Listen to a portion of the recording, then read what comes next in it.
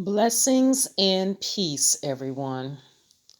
You have to be careful when you're dealing with people who are putting pressure on you to conform to a certain way of behavior, um, to conform to, who they think that you should be, their standards that they have for you. You see, God did not create us to bow down or conform to any man. The last time I checked, the scripture says, "Be not conformed to this world, but be ye transformed by the renewing of your mind." And see, people will put pressure on you to conform to their will and their ways. And you know why? It's because they want you to bow to them. They want to sit on the place that's reserved for God only. And you know what that place is? The throne of your heart. There's only room for one person on the throne of your heart. Either you're going to have a person, a man or a woman, to sit on the throne of your heart, or you're going to allow God to sit on the throne of your heart. And wisdom says that throne is only reserved, that space is only reserved for God Almighty. When He created us, He left a space in our heart, the highest space in our heart, reserved for Him and Him alone. You see, God is a jealous God. He will not share His glory with anyone. And He truly desires to sit on the throne of your heart, because He's the only one that can dictate the outcome of your life when you trust Him and when you totally submit to Him. You see, God is still in charge. Not man, not a woman, not people. God is still in charge. And you see, when people want you to conform and to bow down and to worship them, you have to be careful, because any good thing that happens to you in your life, then guess what? They want to be able to take the credit for it. But you know what? It is God who blesses. It is God who allows good things to flow in our life. And yes, He uses people. But no man or no woman can take credit for what happens in your life. So you have to be careful when people want to blatantly control certain areas of your life. And there are people out there like that, specifically narcissistic gang stalkers. They want to control every aspect of your life. They want you to, when they say jump, for you to answer how high. When they say go left or go right, they want you to move. It's all a control game.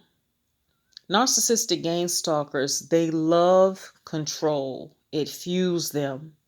And they seek out people who they can control. Anytime someone wants to control what you say, how you say it, when you say it, it's basically they're trying to censor you. They're trying to censor your independence, your ability to think for yourself. They're trying to silence your voice. And so these people basically, they want to tell you what to do and how to do it. That's a sign of someone who wants to be a God in your life. But Joshua told the people, in the Bible, Joshua told the people to choose this day whom you will serve. And so every day when you get up, you have a choice whether to serve God or to serve man. And if you look back over your life, what good has come out of you serving people? You see, people are, they are not perfect. They're just as imperfect as you are. And so why would an imperfect person put so much value and weight on the thoughts of another imperfect person? You see, we only make a, we only fool ourselves when we compare and contrast ourselves to another man or to another woman. God created us to be unique individuals with a unique purpose, with a unique plan for your life. He didn't create us to bow down to another man or bow down to another woman. We were not placed here to be subservient and to worship another man or another woman or to worship creation. We were placed here on this earth. We were brought into this world to worship the Creator, the one who created us, the one who gave us life. I mean, just think about it. The next breath that you take is a blessing from God. The next beat of your heart is a blessing from God. The ability to be clothed in your right mind, that's a blessing from God. Your blood running warm in your veins, guess what? That's a blessing from God. When you woke up this morning, it wasn't an alarm clock that woke you up. It wasn't another person that woke you up. God touched you and blessed you to see another day. If you have movement of your limbs, that's a blessing from God. If you can see, hear, walk, and talk, that's a blessing from God. If you got food on the table, clothes on your back, your bills are paid. If you got heat, if you got running water, that's, my friend, is a blessing from God. And so going back to what Joshua said about choosing this day whom you will serve. So I ask you on today, who are you going to serve? But I know for me, as Joshua said, as for me and my house, we're going to serve the Lord. I choose to serve God.